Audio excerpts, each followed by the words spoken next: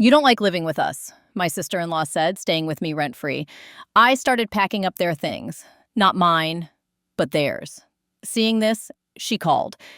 5 minutes later, the police and an ambulance arrived. She declared I'd gone crazy and needed to be hospitalized immediately. My name is Eleanor May Turner, 67 years old, retired librarian, widow of 20 years. I have two grown children, both too busy to notice the dust that settles on my windowsills or the way silence sits heavy after supper. I spend my mornings tending marigolds, my afternoons reading in the kitchen's warm light, and my evenings watching the news with a cup of peppermint tea. I have never once been in trouble with anyone, not at school, not at work, not in this life. When my brother's wife, Marlene, moved in to help me recover after my hip surgery, I thought it would be nice to have voices in the house again. I didn't know then how quickly kindness can turn to ownership, how easily help becomes control. The sirens came so fast, I thought someone on the street had collapsed. The red and blue lights filled my living room, bouncing off the framed photo of my late husband and the red casserole dish cooling on the counter. When I realized they were stopping in front of my house, my chest went hollow. Marlene stood on the porch waving them in like she'd been waiting for a parade. "There she is," she said. "She's been unstable for days." I had opened the door, still holding the dish, a towel over my hand. "What are you talking about, Marlene?" "You called the police?" Diesel fumes drifted through the open door, thick and sour. A paramedic stepped onto my porch, young and polite. "Ma'am, we got a call about a wellness concern." "Can we come in?" I tried to steady my voice. "You can come in, but you're wasting your time." "I'm fine. My house, my kitchen. She's the one who should explain herself." Marlene folded her arms, shaking her head like a teacher correcting a child. "She's been confused. She was packing all our things, threatening to throw us out. I think she's having an episode." The officer looked between us. I felt heat climb my neck. "They've been staying here for months without paying a dime," I said. "I told them it's time to move out." "That's when she started yelling," Marlene said softly, eyes glossy. She threw a dish. The red casserole dish still steamed in my hands. "This one?" I held it up, towel and all. "Dinner, not a weapon." The younger paramedic gave a nervous smile, but his partner's eyes stayed on Marlene. "Ma'am, we just need to make sure you're okay," he said to me. "Could you step outside?" I hesitated. The night air was cold against my bare ankles. My heart pounded in my ears, faster than it should have. Marlene sighed, playing the martyr. "We've done everything we can," she said. "She needs help." Something in me sagged then. Not belief, just the weight of realizing how carefully she'd planned this. She wanted me humiliated on my own porch. "I'm fine," I said again, softer. "Just fine." The paramedic reached out a hand. "Let's talk inside the ambulance, ma'am." Just for a few minutes. Behind him, Marlene smiled like someone closing a deal. I stepped back, but the officer nodded toward the street. "It's just procedure." I looked at the casserole dish, still warm in my hand, then at the men waiting. For the first time in my life, I didn't know which version of me they'd believe. A paramedic stepped forward and said, "Ma'am, come with us." The ambulance smelled like rubber gloves and metal. I sat on the edge of the bench, clutching my blue checkbook and purse like they were proof I still owned something real. "I'm not sick," I told them. "She's lying. You can look, my bills are paid, my house is clean, my mind works just fine." The younger paramedic wrote something down. "Of course, ma'am. Do you take any medications?" "Just blood pressure." "Any confusion lately? Memory loss?" His tone was kind, but I could feel the weight of the question. "No," I said. "I balance my checkbook every week. I still drive. I volunteer twice a month." He smiled, the kind of smile people give a child showing them a drawing. "That's good to hear." I wanted to tell him that I cooked every meal, that I kept the garden alive through last winter, that I remembered the smell of my husband's shaving cream 20 years later, but none of that fit into the little boxes on his form. Marlene's voice carried in from outside the open door. "She's been yelling at night, talking to people who aren't there." That's not true, my voice cracked. The officer leaned in. Ma'am, we just need to rule out any danger to yourself or others. I could see how it looked. Her calm voice, my shaking hands, the towel I dropped on the floor like evidence. The paramedic looked at my purse. Do you have any ID? I handed it over, along with a folded grocery list that had my handwriting all over it, every line clear and straight. See that? I said. A sane woman writes like that. He nodded gently but didn't answer. I tried again. She and her husband moved in last year, after my surgery. Said it'd be for a few weeks. They never left. I asked them to contribute. She called me ungrateful. The older paramedic adjusted the strap on his bag. We understand, ma'am, but we still need to check you out at the hospital. I wanted to refuse, but my throat went dry. My hand smelled of lemon cleaner from wiping the counter before all this began. The house behind me glowed warm through the window, my whole life inside it. Please, I said quieter, I'm not the one who needs help. They exchanged a look, and I knew I'd lost the argument before it even began. Any history of confusion? The officer asked, pen hovering. Marlene reached to the vehicle again. Voice breaking, she said, "It's not even safe for her to live alone." The words cut deeper than I expected. Not safe. Like I was already fading. "I'm fine," I said again. "Please stop saying that." Her eyes met mine, and I saw no fear there, only satisfaction. The paramedic turned toward me. "Either way, let's take you in for a quick checkup, ma'am. It's not an arrest, just a precaution. I don't need a checkup. I need her out of my house." Marlene stepped closer, lowering her voice so only I could hear. "You should have been grateful," she said. "We gave you company. You'd be in a home if it weren't for us." I felt my hands tremble. "You've been draining my account," she smiled. "Prove it."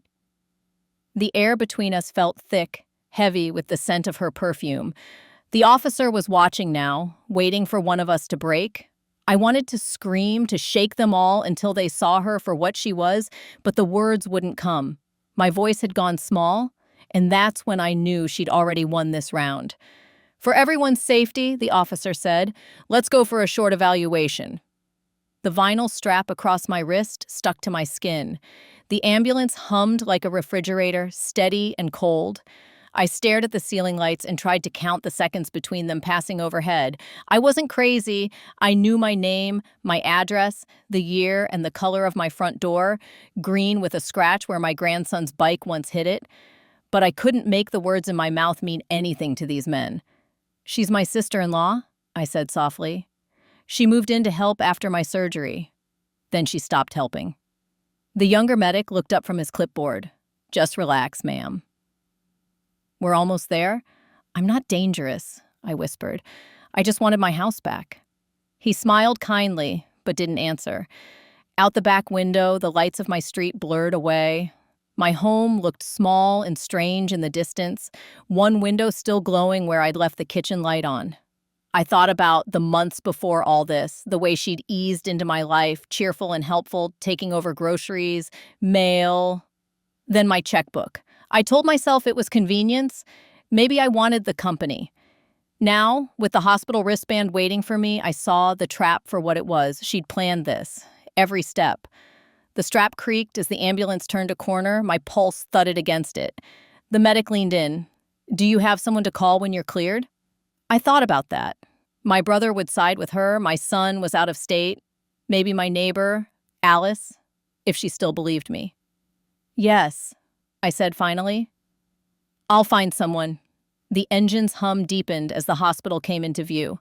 I let my eyes close for a moment, not to rest, but to think. If she could take everything from me in one night, I could take it back piece by piece. I just needed to get out first. "Do you have someone to call when you're cleared?" the medic asked again. I breathed once before answering. The breath steadied me. I looked at my hands, wrinkled, clean, capable, and thought how small they looked against the white sheet. For 67 years, I had lived politely. I had trusted people to mean what they said, to repay what they borrowed, to tell the truth when it mattered. That night, strapped to a stretcher, in a humming box, I understood that goodness doesn't protect you. No one was coming to save me, not my children, not the neighbors, not the men with badges who believed a performance over a life. So I decided something simple and final. From here on, I would be my own witness. I would remember every lie, every signature, every face that turned away. I would survive this, come home, and take back what was mine quietly, completely, and with no apology left in me. If they wanted me crazy, they would see what a sane woman could do. You won't believe how far I'm going to take it. But before we continue, please subscribe to the channel and write in the comments what time it is where you are now. I thought of Marlene, how she was probably already telling my brother that I'd finally lost it. The thought made something settle inside me, hard and quiet. "No," I said, "just me." The nurse's face softened. "Then let's finish your check and get you discharged." Her kindness hit me deeper than it should have. It wasn't pity, it was belief. For the first time that night, someone looked at me and saw a woman, not a problem. While she checked my pulse, I stared at the thin plastic band on my wrist. It gleamed white under the lights like a tag. A thing owned, I wouldn't wear it long. When the nurse left to print my notes, I heard her humming in the hallway. My heart slowed, steady again. I whispered to myself, "You're still Eleanor. Don't let them take that." She came back with papers and a small smile. "You'll be cleared soon. They just want one quick talk before you go." I nodded. I already knew my first call when I got home wouldn't be to family. "We'll run a capacity screen," she said, handing me the copy. "If you pass, you can take these with you." They sat me in a small waiting area near the discharge desk. The walls were the color of oatmeal. My phone had only 20% battery left, but that was enough. I knew I couldn't waste time.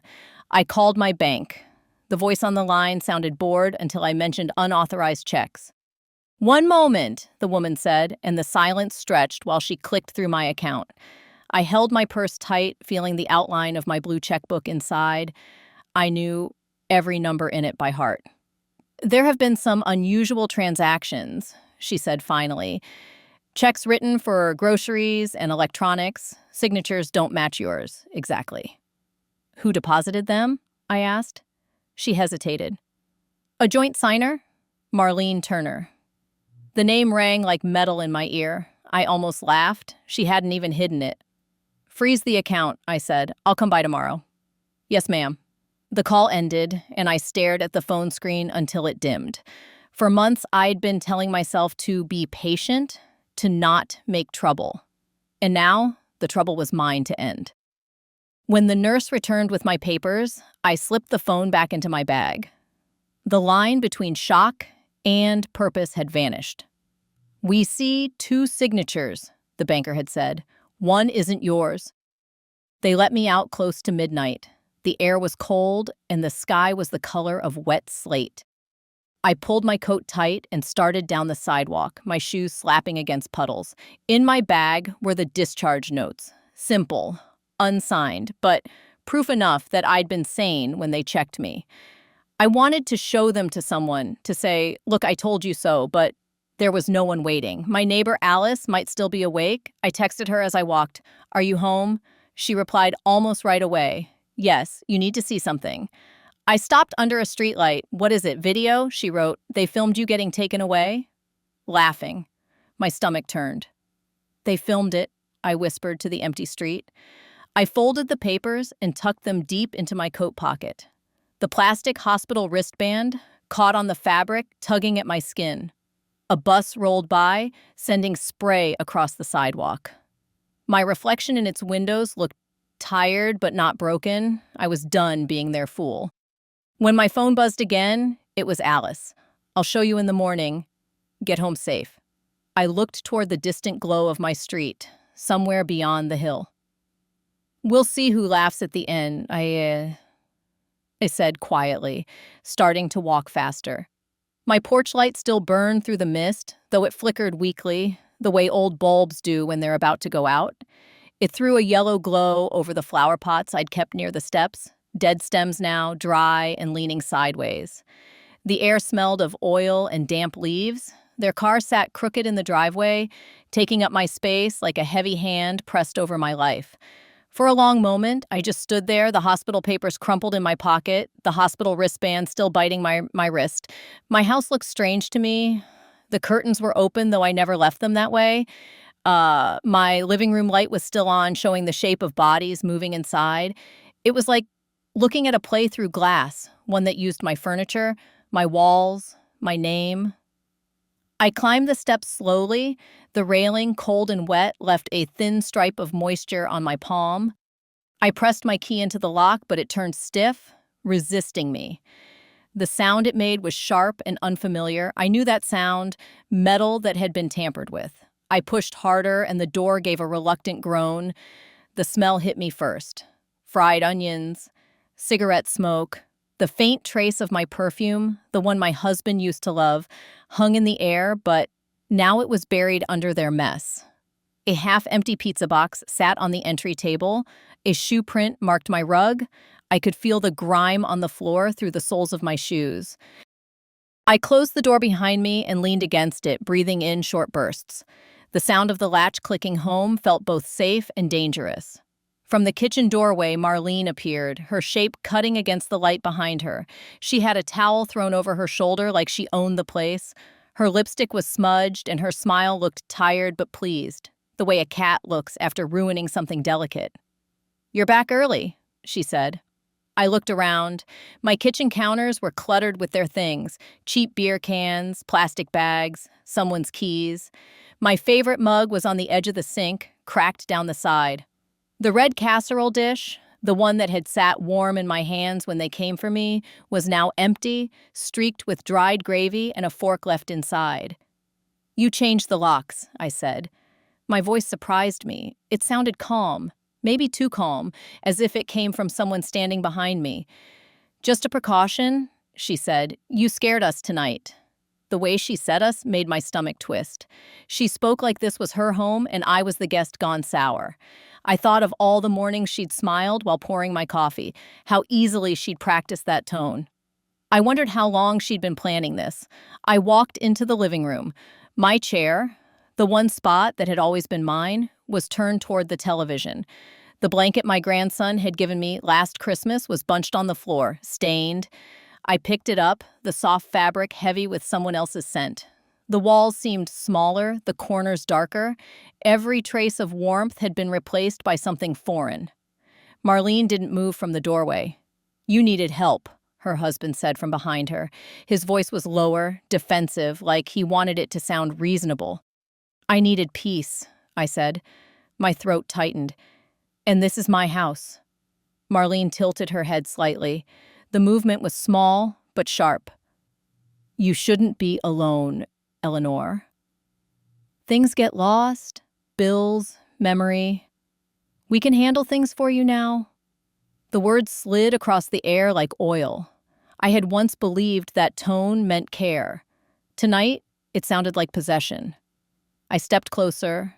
The floorboards creaked beneath my feet, and for a moment, the sound reminded me of my husband walking through this same room late at night, careful not to wake me. I thought about him, about the steadiness he had, and how much of that I'd lost by being too polite for too long. "No," I said. "You can pack." Her eyes narrowed, the smile falling just a little, like a curtain pulling back before a storm. "You'll regret that." I could almost hear my heartbeat echo against the walls. Regret? That word had lived inside me for years, feeding on silence. Not anymore. I smiled, small and cold. Not this time. The metal of the spare key pressed against my fingers. It was warm from being held too long. I dropped it on the counter. It clattered once, a clean, final sound that cut through the air like a sentence ending. I didn't wait to see her face. I wanted the sound of that key to linger. Outside, her car engine started, headlights sweeping briefly across the room, lighting the cracks in the walls, the mess on the table, the wreckage of my trust. Tires hissed on the wet driveway as they backed out. She was leaving, but not for long. The story was far from over. The next morning, the house was quiet, in a way that didn't feel peaceful. I brewed coffee strong enough to cut through the smell of fried food they'd left behind. The table was sticky from their spills. I wiped it twice before I could sit. I pulled out my phone and called the community center downtown. They had a volunteer legal program for seniors. I'd seen the flyers, but never thought I'd need one. The woman on the line had a calm voice. "Take a breath, Mrs. Turner," she said. "Tell me what happened." I told her everything, the police, the hospital, the lock that didn't fit my key. She didn't interrupt once. When I finished, there was a pause. Then she said, "You need to write everything down. Dates, times, names, and keep every text or receipt you have. I'm not good with computers, I said. Then keep a notebook," she said. "Paper doesn't crash." Her steadiness anchored me. I looked at the half-empty blue checkbook on the table, each torn stub like a missing tooth. I could almost hear my husband's voice, slow and even. "Always keep records, Ellie. People forget what's fair when they need money." He'd been right about most things. When the call ended, I sat there for a while, listening to the clock tick. The smell of the coffee filled the room. For the first time since that night, I didn't feel crazy. I felt cornered, yes, but clear. I gathered my things, the checkbook, my phone, the folded discharge paper, and slid them into my purse. The metal clasp clicked shut like a promise. I would start today, one small step at a time. The phone buzzed again before I stood, a message from Marlene. "We should talk. You're making things worse." I stared at it until the words blurred, then I deleted it. The advocate's voice echoed in my head, "Document everything." I opened the notebook and wrote the date at the top. At the bottom, I added a single line, "I won't be quiet again." 2 days later, I stood on the porch with an envelope in my hand. The paper inside wasn't from a lawyer, just something typed on my old computer, clear, simple, polite. I'd written it myself. "You have 30 days to move out. The arrangement is over." The sky was overcast, pressing low. I taped the notice to the door with slow, steady hands. The sound of the tape ripping echoed through the empty yard. Inside, I heard footsteps. Then the door opened, and there she was, hair messy, eyes narrowed. She looked surprised to see me standing so still. "What's that?" she asked. "Notice," I said. Her husband came up behind her. "You can't evict family." "I'm not evicting," I said. "I'm reclaiming." Marlene laughed, a short sound that didn't reach her eyes. "You think a piece of paper scares me?" "It should." I didn't raise my voice. I didn't move. She stared at me for a long time, maybe waiting for me to back down. When I didn't, her jaw tightened. She tore the paper from the door and crumpled it, the sound sharp as a shot. "You'll regret this," she said. "I already do," I said quietly. For a heartbeat, her face flickered, something close to fear before the anger came back. She stepped closer, but I didn't move. I could smell her perfume again, too sweet, cloying, like it was covering something rotten underneath. She threw the ball of paper at my feet. "You can't make us leave," she said. I met her stare, my hands steady at my sides. "We'll see." Her husband muttered something low and ugly, and they went back inside, slamming the door hard enough to shake the window glass. I stayed on the porch a while, feeling the rough grain of the railing under my palm. The wind moved through the trees, cool and clean. Inside, I could hear them shouting, their voices rising and falling like a storm that hadn't yet hit. When I turned to leave, the torn bits of tape fluttered on the doorframe, still clinging. She ripped the paper and laughed, but her hand shook. I thought that I was about to win, yet I was wrong. The next morning, my phone buzzed nonstop. Messages from neighbors, old friends, even my church group. "Are you okay? What's going on with your family?" She'd done it. She'd taken it public. On social media, she wrote that I was declining, that they were helping me manage my affairs. There was even a picture of me being led to the ambulance. I sat at the kitchen table, shaking, reading each word like it was a bruise pressed too hard. The smell of cold coffee filled the air. For a moment, I thought of letting it go, keeping quiet, hoping it would die down. That was my old habit: stay calm, stay decent, don't make waves. But I remembered my husband's words the year before he passed. When we'd had our only real fight, he'd said, "You can't be polite with people who count on your silence." So I opened my laptop. The screen flickered to life. I typed slowly, one word at a time. I am fine. I have medical papers that prove it. I was not committed. I am home and I am safe. No drama, no anger, just facts. Then I attached one picture, my wrist, still bearing the plastic hospital band, beside the discharge papers on the table. I posted it and closed the laptop. The house felt smaller but steadier. For the first time, she would have to defend her lies in daylight. The phone rang again, this time a number I knew, my grandson. His voice was quiet, uncertain. "Grandma, are you safe?" "Yes," I said. "I'm safe now." But now I clearly saw it. I knew it wasn't over. By the time the court date came, nearly a month had passed since the incident. The courthouse smelled faintly of polish and dust. I sat on a hard bench, hands folded around my purse. Across the aisle, Marlene whispered with her husband, eyes darting toward me like I might crumble if she stared long enough. The clerk called our names. My stomach turned, but I stood straight. The hearing was short. They spoke first. Marlene, calm, rehearsed, claiming concern for my well-being. She said she'd been acting out of love. Her voice quivered just enough to sound believable. When it was my turn, I didn't argue. I only spoke of what I'd seen.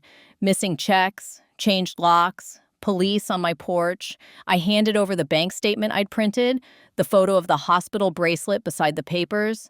Simple, clear, no extras. The judge frowned, reading. "This shows money moved without authorization." Marlene's face paled. Her husband shifted in his seat. I glanced at them both. "They wanted control," I said quietly. "Not to help." The judge nodded once and turned to them. "Do you deny this?"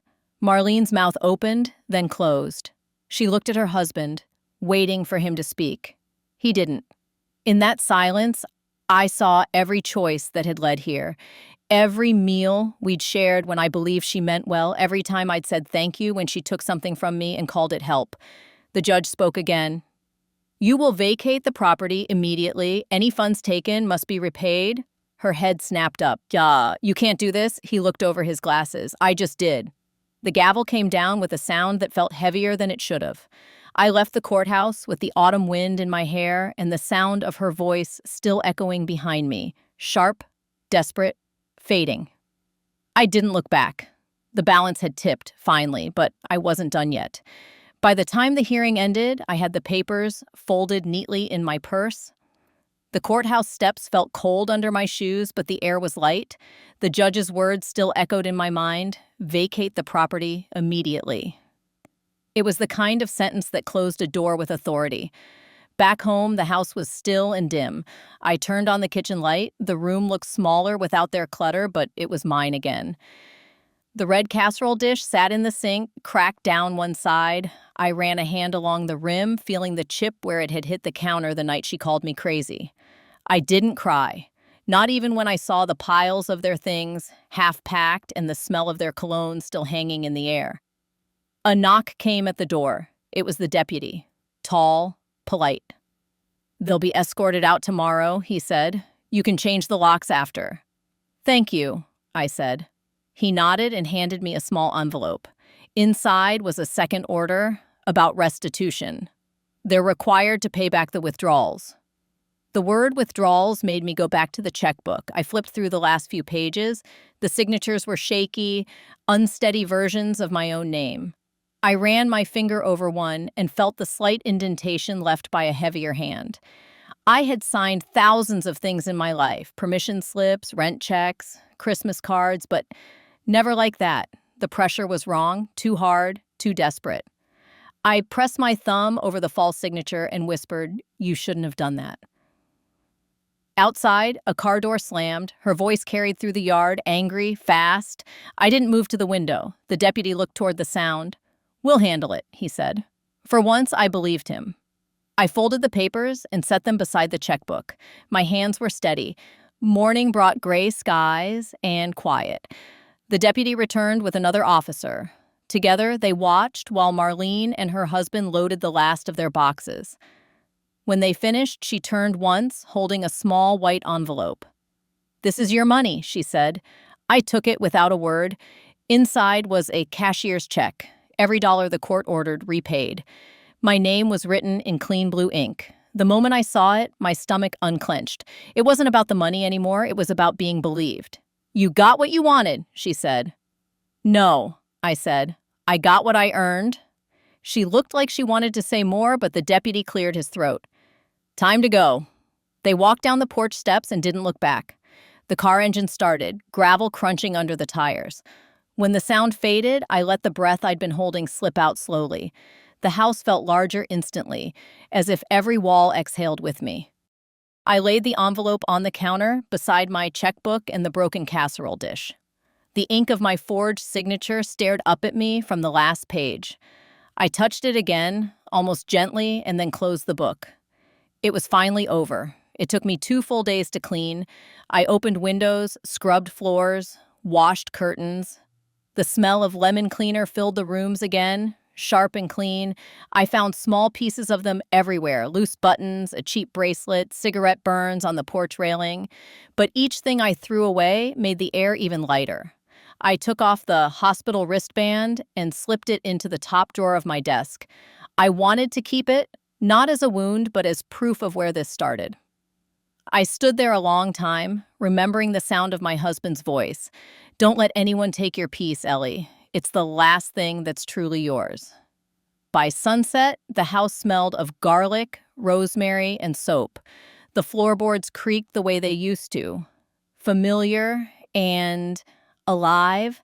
I poured myself a cup of tea and sat at the table. The quiet was deep, but not lonely. A knock came at the door, soft, hesitant. When I opened it, my grandson stood there, shoulders hunched against the wind. "Mom told me everything," he said. "I wanted to see you." I stepped aside. "Then come in." The warmth hit us both. We ate together that night, the first real meal I'd shared with family in months. My grandson talked about school, about how his mother had stopped answering Marlene's calls. When he finished eating, he looked around and smiled. "It feels like your house again." "It is," I said. He reached into his pocket and pulled out my spare key, the one I'd given him years ago and forgotten. "Do you still want me to have this?" I looked at it resting in his palm, warm from his hand. "Yes," I said. "You, I trust." Outside, the wind had quieted. The night smelled of rain and lilacs. After he left, I locked the door once, slow and firm. The bolt slid into place with a sound that felt like a heartbeat. I stood in the doorway for a long while. Peace didn't feel fragile anymore. It felt earned. And for the first time in months, I slept without dreaming. If you had one lesson to pass down after this, would it be forgive, forget, never hand over your keys twice? Share your thoughts on this in the comments, please. My grandma told me this story. I have many more stories. Subscribe so you don't miss the most interesting things.